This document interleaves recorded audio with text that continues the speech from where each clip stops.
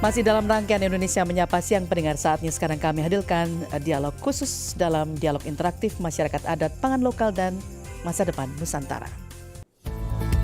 Saatnya kita ikuti dialog interaktif kerjasama Program 3 Radio Republik Indonesia dengan Direktorat Bina Kepercayaan Terhadap Tuhan Yang Maha Esa dan Masyarakat Adat Kementerian Kebudayaan Republik Indonesia dengan tema Masyarakat Adat, Pangan Lokal, dan Masa Depan Nusantara.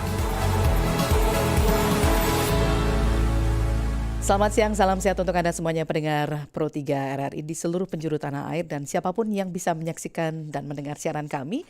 Dalam perbincangan khusus program Dialog Interaktif kali ini saya akan ajak Anda untuk bicara seputar bagaimana masyarakat adat, pangan lokal dan juga masa depan Nusantara.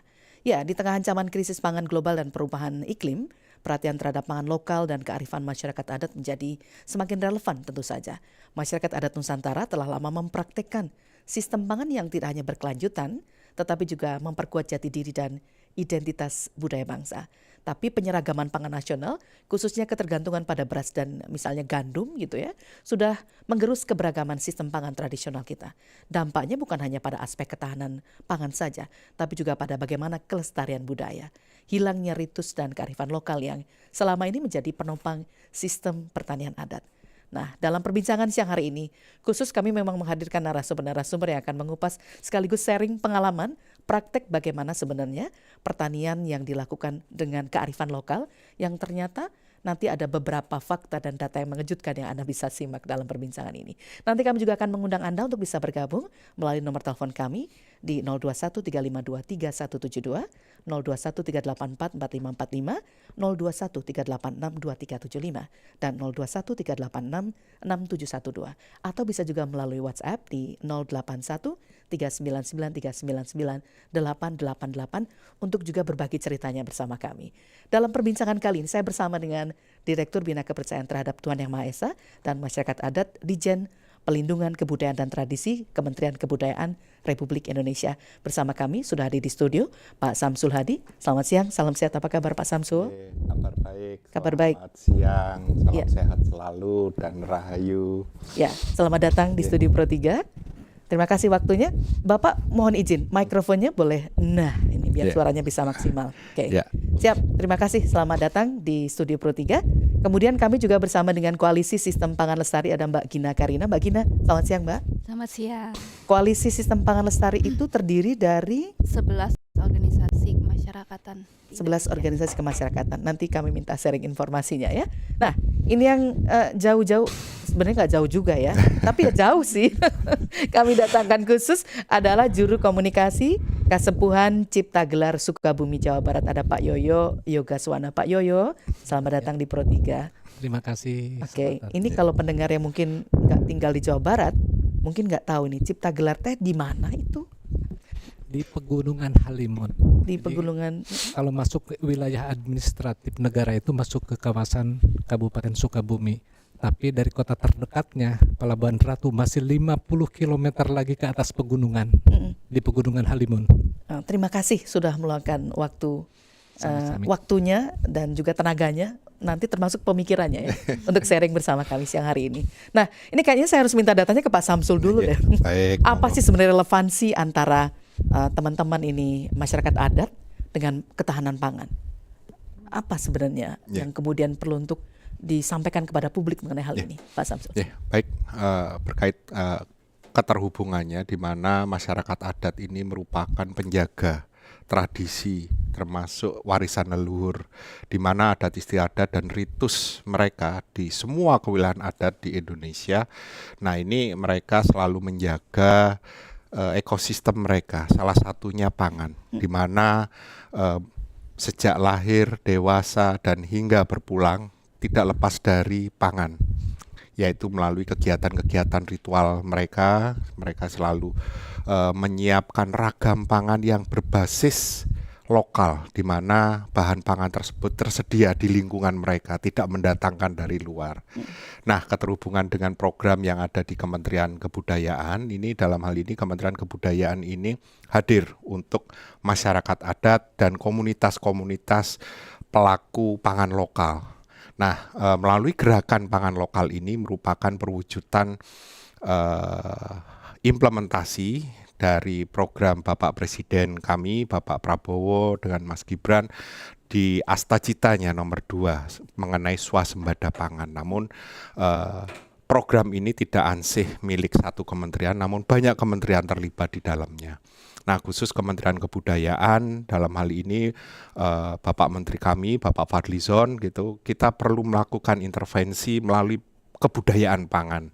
Nah, dari penjelasan saya di awal tadi, nah ini sangat nyambung sekali gerakan-gerakan yang kiranya berbasis masyarakat.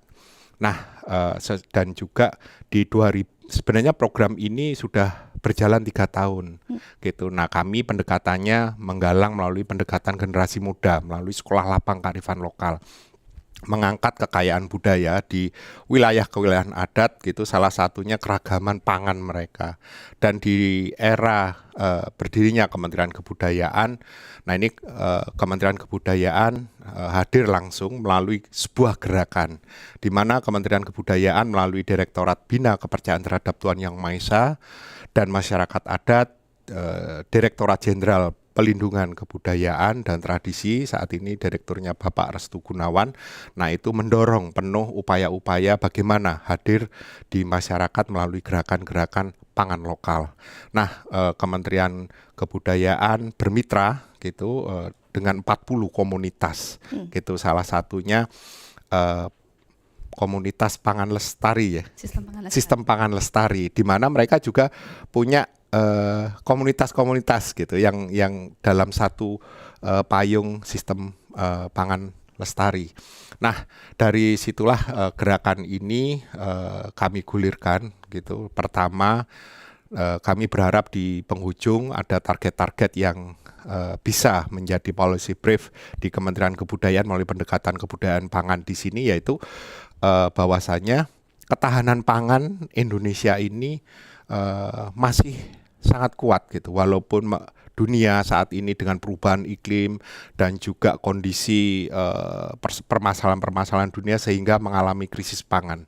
Nah, di mana kekhawatiran kekurangan pangan di Indonesia ini bisa kita tepis berkaitan dengan banyak menu-menu atau bahan gitu ya yang berbasis pangan lokal yang tumbuh berkembang dan dilakukan langsung oleh masyarakat. Dan salah satunya yang menjadi prioritas kami yaitu kami berusaha melestarikan keragaman pangan ini sebagai produk kebudayaan untuk masa mendatang. Karena kalau hasil tambang dan lain sebagainya suatu saat habis gitu. Kalau untuk pangan, nah ini tinggal bagaimana menginovasi supaya kedepannya menjadi bagian kuliner Nusantara di Indonesia. Selain lewat gerakan tadi, ada dukungan nyata seperti apa dari pemerintah terhadap pelestarian sistem pangan adat? Kan ini salah satunya di Cipta Gelar, kita juga punya ada Dayak, Baduy dan sebagainya nih Pak Samsul. Baik, untuk wilayah-wilayah itu kami juga sudah melakukan gerakan gitu di Cipta Gelar, di Kasepuan-Kasepuan dan juga di Baduy. Mereka yang memiliki kedaulatan pangannya sangat bagus karena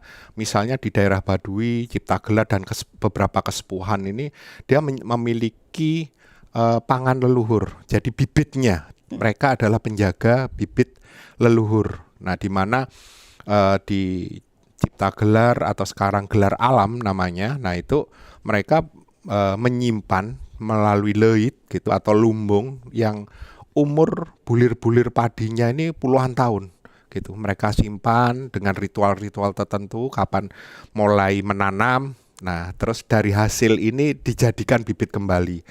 Nah, mungkin nanti bisa langsung dengan Kang Yoyo yang sebagai juru komunikasi gitu menggelorakan gerakan-gerakan yang ada di masyarakat adat. Nah, ini bisa melalui beliau nanti untuk lebih detailnya karena mereka tidak lepas dari adat istiadat dan ritus yang hubungannya dengan menjaga keberlanjutan pangan mereka. Mbak Gina, udah nggak sabar saya dengar Pak Yoyo dulu ya. Jadi Pak Yoyo kan yang sebagai juru komunikasi di Cipta Gelar ini seperti apa sih sebenarnya praktek sehingga ketahanan pangan, kedaulatan pangan adat ini bisa tercipta di Cipta Gelar? Kalau kami masyarakat yang cuma menjalani tugas dan berdasarkan semuanya perintah dari leluhur.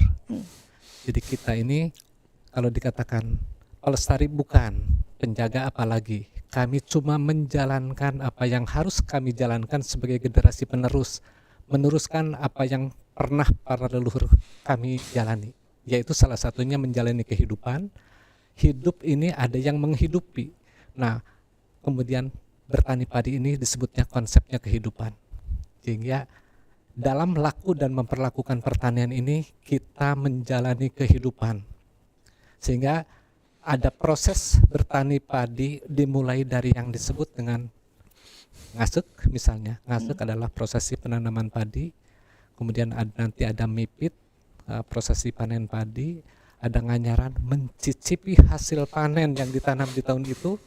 Anyar atau baru. Yang kemudian ada ponggokan. Waktunya menjelang akhir pertanian itu akan berlalu. Dan kemudian yang terakhir dengan tradisi serentahun. Nah, siklus ini dijalani dari waktu ke waktu. Kalau lihat tradisi yang berlangsung, yang 5 tadi, artinya menjalani kehidupan cuma sekali penanaman padi dalam setiap tahunnya. Tidak boleh 2 kali, apalagi 3 kali. Dan itu dijalani secara manual dan tradisional. Walaupun zaman sekarang hidup dengan perangkat modern, peralatan pertanian, ada alat-alat modern, tetapi traktor tidak bisa menggantikan posisi kerbau. Kemudian kami tidak boleh membunuh kehidupan di lahan pertanian. Misalnya menggunakan pestisida sangat tidak baik bagi kehidupan. Jadi semua organik. Semua disebutnya organik bisa, tetapi nanti kita ngobrol tentang organik dan non-organik yang menjadi keseimbangan lagi. Itu berbeda paradigma dengan kami. Tetapi kehidupan tidak boleh dibunuh. Sehingga kemudian seperti halnya juga memindahkan padi dari hasil panen yang kita dapatkan kepada lumbung di mana tempat kita menyimpan, itu harus dipikul, harus dibawa secara manual dan tradisional, tidak boleh menggunakan kendaraan. Nah, seperti itu. Dan kemudian mengolah beras menjadi padi menjadi beras, harus ditumbuk secara manual. Dan tradisional dengan lesung. Memasak tidak boleh pakai rice cooker, harus menggunakan tungku yang harus ada kayu bakarnya. Sampai kemudian proses akhir adalah makan pun diperlakukan seperti kita melakukan proses bersembahyang, menyembah sang hyang, menyembah sang pemberi tenaga. Jadi menghormati padi, beras, jadi nasi dalam laku kehidupan yang kita jalani sebagai warisan dari para leluhur. Dengan cara yang Anda dan saudara-saudara di Cipta Gelar lakukan itu, apakah itu sudah mencukupi atau bahkan lebih atau seperti apa? Karena saya dengar ada lumbung juga di sana. Bagaimana stok ketahanan pangan di Cipta Gelar? Ya, karena manut dan anut kepada para leluhur, maka kemudian kita dapat harkat dan berkat, itu bahasanya. Cukup dengan manut dan ikut apa yang dikatakan orang tua, maka kita mendapatkan lulus mulus berkah salamet bahasanya. Stok pangan kami cukup untuk kehidupan kami bertahun-tahun ke depan. Oke, ketahanan pangannya sudah terbangun di Cipta Gelar. Berapa banyak stok berasnya? Ini dongeng nih, jangan percaya. Harus dibuktikan maksudnya. Tahun 2017 Abah, pimpinan kami itu mencoba menghitung dari akumulasi data ponggokan, karena ponggokan itu data sensus ya, yang berlangsung setiap tahunnya. Ada jumlah padi yang masuk berapa ratus ribu pocong atau ikat. Kemudian beliau mengurangi dengan konsumsi warga. Kalau sehari 3 kali makannya per orang misalnya dikalikan sekian, jadi hitungan per orang per harinya berapa. Waktu itu tahun 2017, ini dongeng. Karena banyak orang gak percaya maksudnya. Waktu itu stok pangan kami baru cukup untuk 95 tahun ke depan. Masya Allah, 95 tahun Gak ya? percaya kan? Harus ke sana berarti? Gak apa-apa kalau gak percaya karena ini dongeng. Ini serunya kalau ngobrol sama Pak Yoyo ya. Baik, tapi apakah kemudian memang hanya padi yang menjadi fokus Anda dan saudara-saudara kita yang ada di Cipta Gelar, atau sebenarnya juga ada keanekaragaman produk pangan yang lain? Yang dititipkan oleh leluhur karena sumber pangan, sumber makanan pokok yang menghidupi kita sementara ini disebutnya ada di padi. Karena Sri sang pemberi tenaga persemayamannya di yang paling akhir, yaitu di padi. Nah, itu yang dititipkan. Yang lain sebagai pendampingnya. Baik. Kita masih nanam umbi-umbian, kacang-kacangan, jagung-jagungan itu pun biasa. Jadi nggak khawatir nggak punya beras ini Cipta Gelar ya, nggak khawatir nggak punya nasi di sana. Terima kasih informasi awalnya. Saya ke Mbak Gina. Jadi sebenarnya ini kan soal bagaimana sebenarnya ketahanan pangan itu bisa dibangun oleh sebuah daerah, sebuah lokasi, tapi dengan pendekatan yang sangat berbeda. Tapi seperti apa sih sebenarnya ini berkontribusi pada ketahanan pangan secara umum? Kita bicara soal bagaimana diversifikasi pangan dan sebagainya, Mbak Gina. Iya. Oke, baik, terima kasih. Mungkin pertama-tama izinkan saya perkenalkan diri sekali lagi. Nama saya Gina Karina, saya Kepala Sekretariat dari Koalisi Sistem Pangan Lestari, yaitu koalisi yang sebenarnya kami terdiri dari 11 organisasi.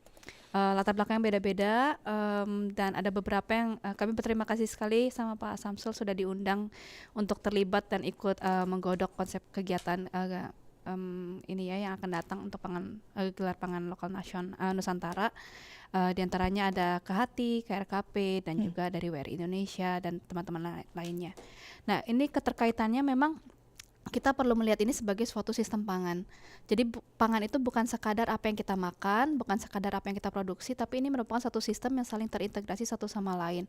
Baik daripada produksinya, kemudian nantinya pada saat penyimpanannya, pengolahannya, distribusinya sampai ke masyarakat juga bagaimana mereka mengolah makanannya, sampai juga nanti sebenarnya pengolahan limbahnya. Jadi setelahnya gitu ya, syukur-syukur memang yang kita mau adalah makanan yang kita sudah ambil ke piring itu kita tanggung jawab untuk sampai habis. Tapi kan ternyata banyak juga kejadiannya yang tidak seperti itu gitu ya. Jadi bagaimana mengolahnya kembali. Nah, tadi terkait lagi dengan ketahanan pangan. Kenapa sih ini penting gitu ya? Bahwa sebenarnya salah satu hal yang kami lihat terjadi di Indonesia yang menjadi bisa dibilang permasalahan untuk ketahanan pangan Indonesia itu adalah ketergantungannya kita yang memang sudah berdekade-dekade terakhir kita bergantung pada 1-2 komoditas tertentu saja. Tadi sudah disebutkan juga di awal, diantaranya adalah beras dan gandum gitu ya. Memang kita secara produksi cukup tinggi beras, tapi kalau kita menarik kembali ke kearifan lokal kita, sebenarnya kan dari Indonesia yang sangat luas ini, yang makanan lokalnya beras itu tidak semua tempat gitu ya. Tadi diantaranya mungkin di daerah Gunung Halimun memang masyarakat setempat makanan lokalnya memang ada beras gitu. Tapi misalnya teman-teman yang di daerah timur itu kan mereka makanan karbohidrat utamanya itu tidak pada beras sebenarnya. Ada sagu, ada jagung dan sebagainya.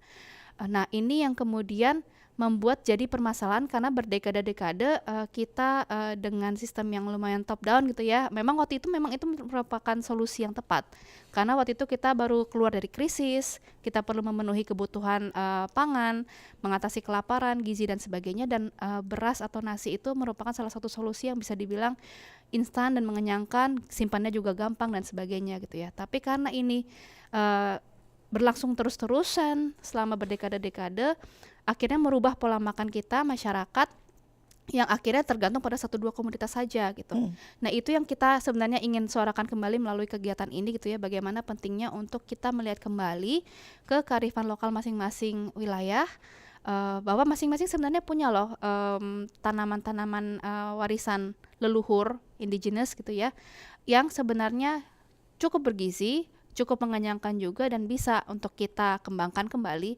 Jadi konsepnya tuh bukan melarang untuk konsumsi, jangan lagi makan beras atau gandum banyak-banyak, itu bukan seperti itu, tapi merintroduce apa yang sudah ada di kearifan kita dan kekayaan lokal kita untuk kemudian masyarakat bisa mengenal kembali dan mulai konsumsi kembali. Oke.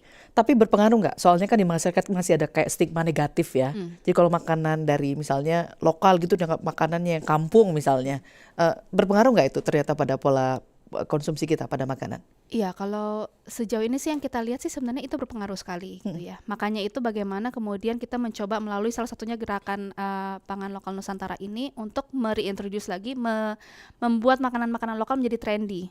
Jadi bahwa pangan lokal itu sebenarnya adalah sesuatu kekayaan kita yang harus kita budayakan kembali gitu ya. Bahkan masyarakat di luar Indonesia melihat pangan lokal kita tuh mereka iri gitu sebenarnya ya.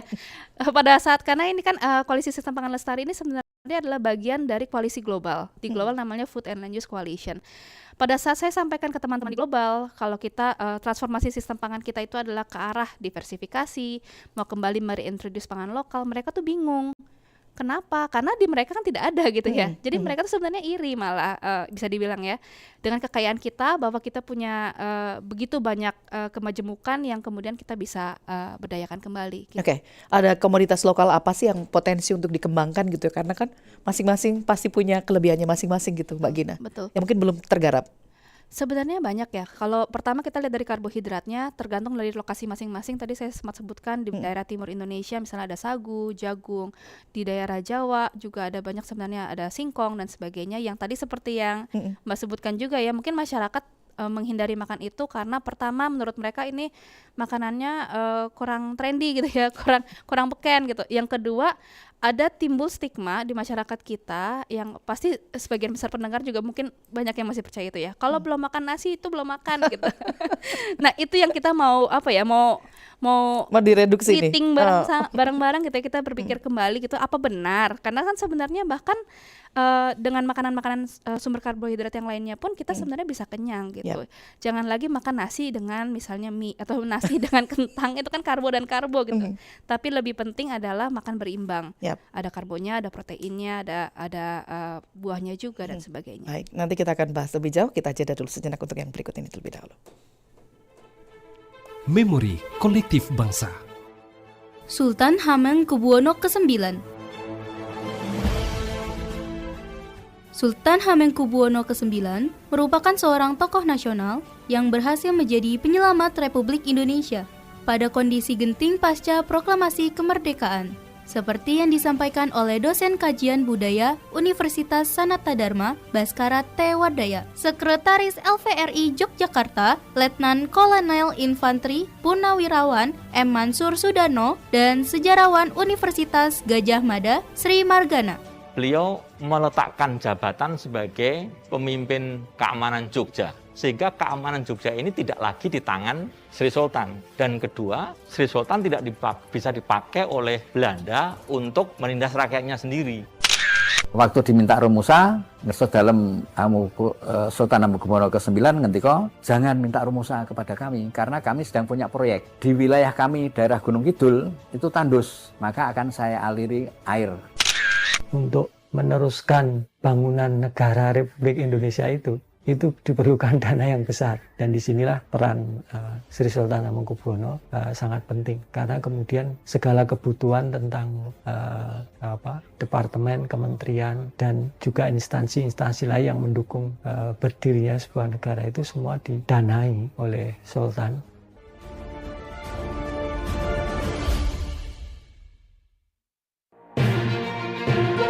Yang menjadi cita-cita Bung Karno diuraikan Presiden Prabowo Subianto. Karena kita meneruskan dan memperjuangkan cita-cita proklamator, cita-cita Bung Karno. Kita ingin berdiri di atas kaki kita sendiri.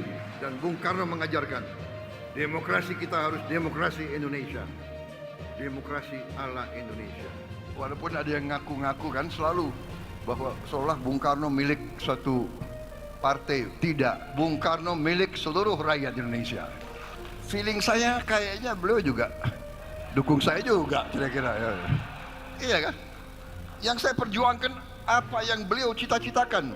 Indonesia berdiri di atas kaki kita sendiri. Indonesia tidak mau jadi darah bagi bangsa lain.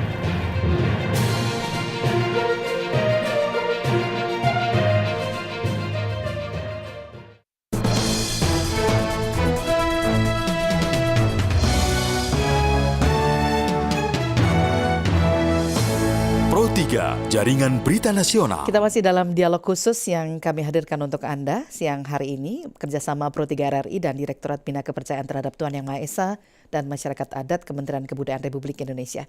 Bahas tentang masyarakat adat, pangan lokal dan juga masa depan Nusantara. Anda bisa bergabung bersama kami karena saya bersama 3 narasumber, Pak Samsul Hadi, Direktur Bina Kepercayaan Terhadap Tuhan Yang Maha Esa dan Masyarakat Adat dari Ditjen Perlindungan Kebudayaan dan Tradisi Kementerian Kebudayaan. Kemudian ada Mbak Gina Karina dari Koalisi Sistem Pangan Lestari dan Pak Yoyo Yogaswana adalah Juru Komunikasi Kasepuhan Cipta Gelar Sukabumi, Jawa Barat. Anda bisa bergabung bersama kami. Kami buka line teleponnya ya di 021-352-3172. Saya mau gabung dulu, kita sapa. Ada penelpon dari Bantul, Daerah Istimewa Yogyakarta. Silakan Pak Darijan. Silakan Oke, Pak. Assalamualaikum Mbak Ya, Wulan. Waalaikumsalam dengan Esti Pak, silakan. Oke, Mbak J, Esti. monggo Pak, langsung ke pertanyaannya Pak. Oke, Assalamualaikum para narasumber semuanya. Waalaikumsalam. Ini saya ya mau tanya kalau apa itu sekarang itu yang ditanam apa saja waktu itu, kalau saya mengingatkan tadi sama Pak Yoyo apa ya? Pak Yoyo ya. Mengingatkan waktu saya kecil. Saya kecil dulu kan daerah saya itu tanahnya subur. Ya, kalau sekarang itu di kebun-kebun itu banyak yang nganggur, nggak ditanamin. Kalau dulu di tamannya ada singkong, ada kacang hijau, kacang panjang. Sekarang itu udah nggak ada orang yang mau nanam gitu loh Pak. Ya, dulu ada apa Pak? Suwek, gembili apalagi Pak? Ya, betul. Suwek, gembili, terus kok tahu Mbak? Di Jogja kan itu ada suwek, ada gembili dan waktu sebagainya. kecil Oke. ada apa itu gembolo itu saya suruh ngedoi itu ya. Sekarang udah nggak ada Pak? Udah sama sekali nggak ada. Udah kosong, suwek, gembili, lembong, garut itu udah nggak ada. Waktu kecil wah banyak sekali. Ya, ya. Kalau ya. sekarang udah nggak ada yang mau tani yang begitu. Nah, sebetulnya di tempat kami juga masih ada tanah, cuman saya udah tua, jadi gimana ya? Oh iya, baik. Terima kasih. Poinnya sudah kita peroleh ya, Pak Darizan ya. Terima kasih. Semuanya. Ya, Oke. sama-sama. Kalau Pak Yoyo yang di Cipta Gelar, tadi kan padi memang fokusnya, tapi ada tanaman apa lagi tadi Pak Darizan ingin dapat gambaran? Pertama, nama Cipta Gelar ini kami sudah mulai tinggalkan. Sekarang menjadi penyebutannya? Alam. Karena kami baru tahun 2022 kemarin telah mendapatkan wangsit untuk menjalani proses ngalalakuan, berpindah dan berganti nama menjadi Gelar Alam sekarang. Gelar Alam, ya. Gelar Alam. Oke, di Kesatuan Gelar Alam kami memiliki 2 sistem pertanian padi, yaitu lahan kering dan lahan basah, berhuma dan bersawah. Berhuma atau lahan kering ini menjadi pertanian yang wajib kami jalani, tidak boleh tergantikan apalagi dihilangkan. Kalau bersawah kita sebut pertanian sistem baru, gitu, yang itu. Nah di berhuma ini atau orang menyebutnya mungkin ladang ya Pak ya, ladang. Itu ditanami berbagai ragam. Yang utama, yang pokoknya adalah padi. Tapi kemudian rarambah kita sebut. Di sana ada kacang-kacangan, ada jagung-jagungan, ada umbi-umbian, kayak gitu tuh. Itu kemudian rempah, segala rempah ditanami semua di sana. Apa yang mungkin dan ada bibitnya kita tanam. Jenis gandum-ganduman, jenis apa kayak suweg atau apa yang kayak gitu istilahnya. Kita tanam, itu di huma, dilengkapkan secara sari dan rasa supaya lebih komplit. Beda dengan sawah kan, kalau sawah cuma satu sistem penanaman, cuma padi tok gitu. Ada juga yang kemudian pakai perikanan. Nah ini sistem titipan leluhur yang tidak boleh dihilangkan sampai hari ini. Ya, selama ini kemudian produk itu hanya dikonsumsi untuk warga di Gelar Alam saja atau ada juga yang dijual keluar? Kami tidak boleh memperjualbelikan padi dan turunannya. Tapi yang lain kayak misalnya rempah-rempah, kacang-kacangan, jagung, kemudian buah-buahan, sayur-mayur itu semua bisa dinominalkan, digantikan dalam bentuk uang. Kecuali padi dan turunannya itu yang tidak boleh, itu yang dititipkan. Berapa sih jumlah warga di Kasepuan Gelar Alam ini? Sedikitnya sekitar 6.000 kepala keluarga saja. 6.000 kepala keluarga? 30 ribuan lah orang. Ini gitu. Kemudian kayak lumbung ya, tadi kan punya lumbung juga. Lumbung atau leit. Leit, ya, yang punya leitnya siapa aja gitu kalau itu di sana? Kami saya sendiri di rumah hidup berdua, dengan istri saya punya lumbung 2. Tetangga saya cuma 3 keluarga di rumahnya, lumbungnya 9. Di kampung saya saat ini ada 106 kepala keluarga. Kalau satu rumah satu saja sudah ada 106. Tetapi kalau lihat tetangga saja udah ada 9, kayak gitu. Ya, nah, bisa kita hitung matematisnya nih. Dan itu lumbung isinya adalah padi. Yang bisa tahan berapa lama? Ada lumbung yang boleh kami sebut, yang boleh saya sebutkan. Ada lumbung yang dibikinnya tahun 1838 misalnya. Artinya sudah 187 tahun yang lalu. Mewadahi padi sejak tahun itu. 187 tahun yang lalu. Nah, kata orang tua, kalau di lumbung yang itu tuh, yang kita sebut si jimat, konon katanya di atas yang 300 tahun pun masih ada. Gitu. Okay.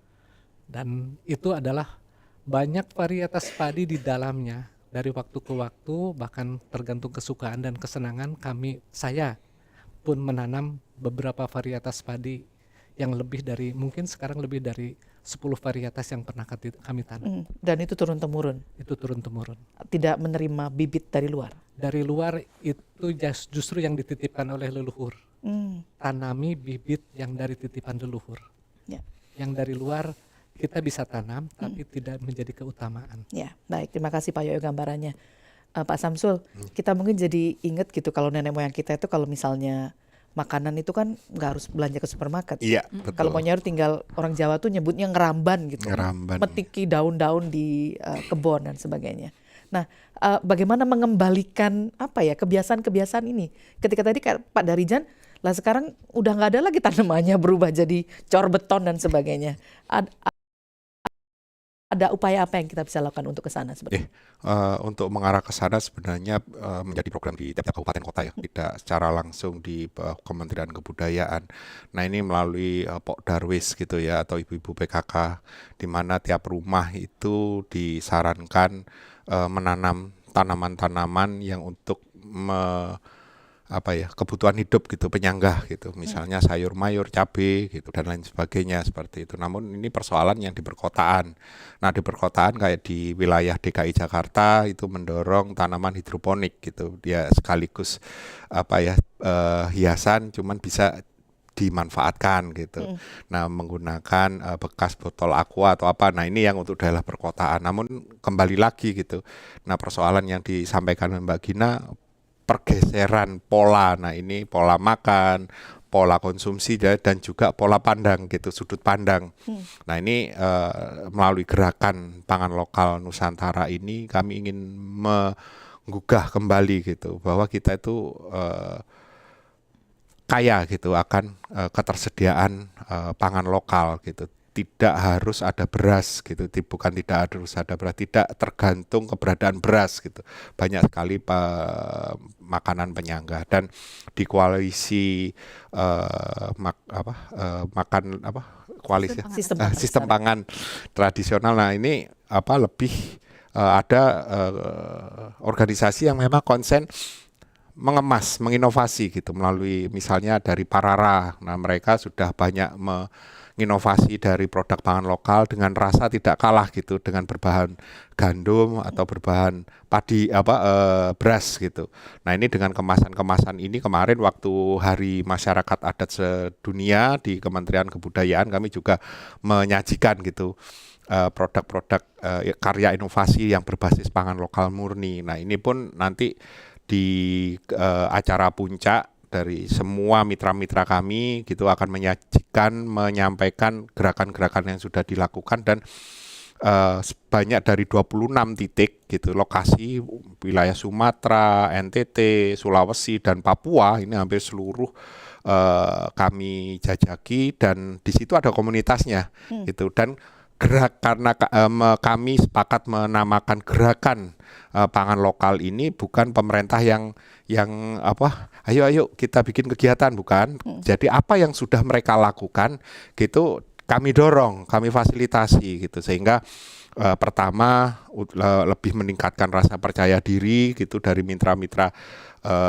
Kementerian Kebudayaan. Oh iya ya, kita ternyata ada yang melirik gitu karena waktu kami mengikuti diskusi waktu merintis itu banyak keluhan, kami nggak pernah dilihat kerja-kerja kami seperti itu. Nah ini mendukung gerakan-gerakan ini Bapak Menteri kami, Bapak Fadlizon, nah itu harus gimana menggugah masyarakat gitu. Dan program-program memang Bapak Menteri Fadlizon ini langsung berbasis ke masyarakat, langsung menyentuh gitu ya, khususnya melalui Direktorat Kepercayaan Terhadap Tuhan Yang Maha Esa, Bina Kepercayaan Terhadap Tuhan Yang Maha Esa dan Masyarakat Adat ini ya salah satunya gerakan pangan lokal Nusantara. Kita bisa bayangkan ini kalau semakin banyak ini digerakkan gitu ya, gerakan ini secara serempak seluruh tanah air, kayaknya nggak perlu khawatir soal pangan ya kita ya. Nanti kita akan bahas tantangan apa saja yang dihadapi, kemudian langkah strategis apa yang kita bisa lakukan bersama selepas yang berikut ini. Kilas Berita.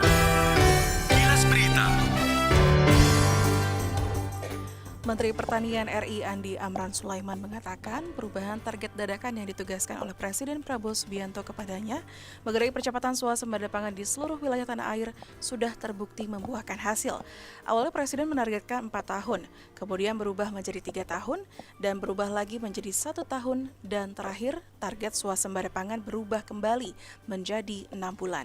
Perubahan target percepatan realisasi swasembada pangan itu tidak hanya dilakukan oleh Kementerian Pertanian saja, namun juga melibatkan peran aktif dari TNI Polri, Bulog, hingga masyarakat sebagai kalangan akar rumput yang langsung mengeksekusi program tersebut. Informasi lainnya dapat Anda baca di rri.co.id. Kilas Berita. Pro 3, Jaringan Berita Nasional. Nah, saya mau minta data juga ini, sebenarnya sudah ada nggak sih sebenarnya peta-peta potensi itu gitu, kawasan mana saja, termasuk mungkin peta pemberdayaan pangan-pangan lokal oleh masyarakat adat. Sudah punya gambarannya belum nih dari Koalisi Sistem Pangan Lestari, Mbak Gina? Oke, sebenarnya ini kita bukan dari Koalisi Sistem Pangan Lestari, tapi dari beberapa rekan-rekan kami juga sedang mengembangkan yang namanya platform urun data. Jadi meminta masyarakat untuk ikut masukkan ke sana, namanya Nusantara Food Biodiversity. Jadi di sana itu adalah membuka untuk masyarakat, ini platformnya web based, untuk melaporkan kira-kira di wilayah-wilayah mereka ada pangan lokal apa sih gitu. Dan ini yang di-encourage memang karena ini kan platformnya sifatnya website ya, jadi kemungkinan anak-anak Gen Z atau anak-anak muda yang akan menginput, tapi sebenarnya kekayaan ilmunya itu kan adanya di orang tua mereka, nenek kakek mereka gitu kan ya. Jadi memang salah satu tujuannya adalah juga untuk menghidupkan kembali komunikasi lintas intergenerational ini gitu ya. Jadi mereka bisa ngobrol sama kakek nenek mereka untuk menggali kembali pangan lokal apa sih. Nah, dari sana sebenarnya kalau misalnya nanti dicek juga di websitenya bisa kelihatan bahwa di Indonesia itu ada pangan lokal yang mungkin sebenarnya bendanya itu, tapi tersebar di beberapa daerah dengan nama yang berbeda-beda dan cara pengolahannya juga beda-beda gitu. Jadi ini inisiatif yang baru dimulai sekitar, kalau saya tidak salah, tahun lalu. Dan saat ini sudah ada beberapa, ada mungkin ratusan, mungkin sudah ada ya, tapi ratusan awal gitu untuk pangan-pangan lokal yang terdata di sana, dan harapannya ini terus berkembang ke depannya. Oke. Dari mungkin Anda punya gambaran data yang sudah terpotret itu misalnya di mana saja sebagai contoh. Kalau tadi kan di Gelar Alam sudah jelas ya padi, kemudian di mana lagi nih? Ada contohnya nggak, Mbak? Cukup menyebar sih. Yang cukup banyak kontributornya itu kalau saya tidak salah ingat dari terakhir saya cek itu di daerah NTT, itu cukup banyak kontributornya. Kemudian di daerah Jawa tentunya gitu ya, dan kemudian di daerah Sumatera itu daerah Sumatera Barat, Riau dan sebagainya. Termasuk yang kami coba data di sana juga adalah juga forest food, pangan hutan. Jadi kira-kira apa sih pangan-pangan yang ada di hutan? Karena kan ini dalam konteks kita juga menjaga kelestarian alam ya. Jangan kita hanya karena ingin memenuhi kebutuhan perut kita, kemudian kita mengorbankan lingkungan gitu ya. Jadi apa sih sebenarnya pangan-pangan yang ada di hutan yang justru kita akan kehilangan kalau kita membabat hutan kita gitu. Oke. Jadi sekarang masih terus dilakukan pendataan ini Pak, lagi di koleksi nih. Gimana Pak Samsul? Nah ini memang kami perlu bermitra karena yang lebih tahu di lapangan yaitu para pelaku gitu, di mana komunitas atau paguyuban melalui koalisi yang sudah ada. Nah ini kita data dari hasil kerja-kerja mereka juga menjadi bahan kebijakan kami untuk ke depan, dan secara jelas memang berkaitan dengan swasembada pangan ini tidak dikerjakan oleh satu kementerian, tak seperti tadi dari Kementerian Pertanian, target-targetnya sudah berubah ya, dan juga dari Bapanas, Badan Pangan Nasional, Badan Gizi. Nah ini kami merupakan bagian gitu, saling mendukung. Namun untuk Kementerian Kebudayaan masuk melalui kebudayaan pangan. Jadi nyambung kiranya nanti, dan di saat goalsnya nanti ada semacam policy brief gitu, sehingga peta pangan lokal gitu ya, dan juga ketersediaan beras dan jagung gitu, ini nanti kami kombinasikan gitu. Kami memang perlu koordinasi konsolidasi dengan lintas kementerian gitu, sehingga menjadi bahan kebijakan buat pemangku kepentingan, khususnya Bapak Presiden meyakinkan ya kekhawatiran krisis pangan ini sebenarnya jauh gitu. Dan selain itu juga kami memperhatikan untuk masyarakat adat yang tinggalnya di pulau-pulau kecil, di mana ketergantungan pangan saat ini itu sangat tinggi. Karena kenapa? Kesadaran ketersediaan untuk pangan lokal mereka ini dulu cukup stabil. Sekarang mereka sudah bergeser polanya karena pertama mudahnya transportasi.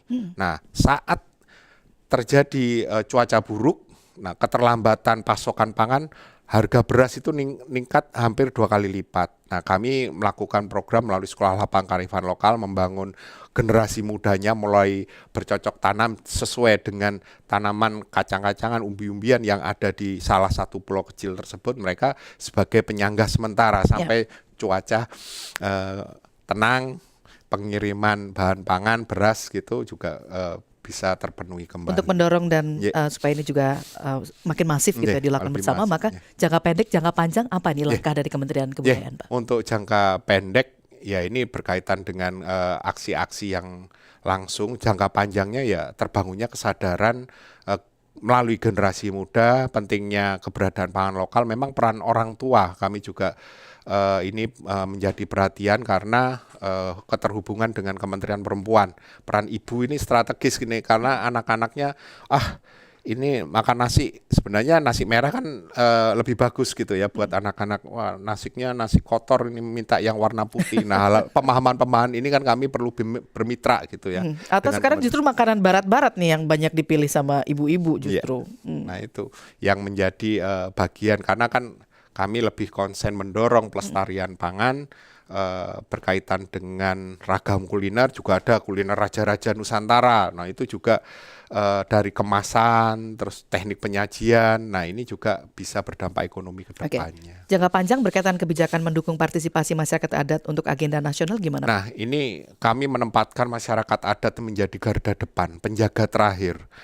Karena kedaulatan pangan dan juga swasembada pangan gitu ya, dan ketahanan pangan mereka ini bentengnya. Karena kenapa misalnya di salah satu di Cipta Gelar memiliki lumbung-lumbung padi wilayah Jawa Barat dan Banten. Nah, ini penyangga ya yang paling dominan gitu untuk beras gitu. Namun ada juga yang penyangga sagu di wilayah Maluku sama Papua. Nah, ini juga menjadi sektor garapan kami dengan mendorong masyarakat adat karena kita mengingatkan kembali gitu karena tugas-tugas lain ini ada berada di kementerian lembaga lainnya gitu. Jadi dengan membangun kesadaran inilah inisiatif menginovasi sagu gitu menjadi kue dan menu-menu panganan yang menarik generasi muda. Nah, ini yang kami sedang dorong gitu melalui pendekatan kebudayaan. Ya, Pak Yoyo. Jadi kalau misalnya pengen ke Gelar Alam, apa yang spesial makanan adat sana yang kemudian mungkin publik bisa ikut menikmati di sana? Nasinya gimana? Pulen? Pastinya itu satu ditumbuk secara manual pakai lesung. Kemudian dimasak dengan tungku atau kita sebut hawu. Jadi masih ada bau-bau asapnya. Kemudian nanti mungkin bisa menemukan beras yang bukan baru. Biasanya yang pernah saudara-saudara datang ke sana menemukan beras yang di atas 3 tahunan, 5 tahun, bahkan sampai puluhan tahun yang akan mereka makan. Nanti akan melihat beras-beras lama yang mungkin bisa ditemukan dengan varian warna yang colorful. Gitu ya. Jadi colorful. Kayaknya memang kalau misalnya sekedar mendengar jadi dongeng harus ke sana benar ya. Jangan percaya apa yang saya buktikan. Oke. Tapi yang muda sekarang juga banyak yang sudah menjalankan aktivitas nenek moyang itu, meneruskan ini. Kalau kami tidak akan tergantikan. Generasi muda hari ini tetap menjalani titipan karena itu warisan yang secara generasi diregenerasikan kepada anak cucunya. Dan itu tidak tergantikan. Walaupun saat ini sedang modern, main game online, tetapi tradisi itu berada di sisi yang lain. Seperti keseimbangan modern dan tradisi yang tidak boleh disatukan. Tetapi harus sejalan. Modernisasi di mana, ilmunya sampai ke mana, batasannya seperti apa. Seperti juga ilmu tradisi yang jadi titipan ini harus jalani. Siap. Obsesi apa yang mungkin perlu kita capai bersama? Ada target khusus nggak? Target khususnya sih nggak muluk-muluk ya, tapi ada terbangun kesadaran bersama dan minat bersama untuk kembali melihat lagi pangan-pangan lokal kita dan menjadikan itu bagian dari hidup kita gitu ya. Mungkin sekalian promosi kalau dari Kembud bersama dengan teman-teman mitra kita akan menyelenggarakan kegiatan puncak dari Gerakan Pangan Lokal Nusantara, itu namanya Kenduri Budaya Pangan Nusantara, di tanggal 13 sampai 19 Oktober ini di Museum Nasional ya Pak. Museum Nasional. Jadi mengundang semua teman-teman juga untuk hadir. Siap, terima kasih banyak Pak Samsul, Pak Yoyo, Mbak Gina sudah hadir dalam perbincangan yang seru. Kayaknya kapan-kapan harus kita sambung lagi nih. Perlu nih. Perlu nih. Baik, selamat jalan ya. Terima kasih sudah berkunjung. Terima kasih sudah sharing bersama Pro 3 RRI dalam perbincangan kali ini. Saya Esti Sulistya. Terima kasih juga untuk Anda yang sudah menyimak perbincangan ini. Yuk bareng-bareng kita support masyarakat adat, pangan lokal dan masa depan Nusantara. Saya Esti Sulistya. Selamat siang.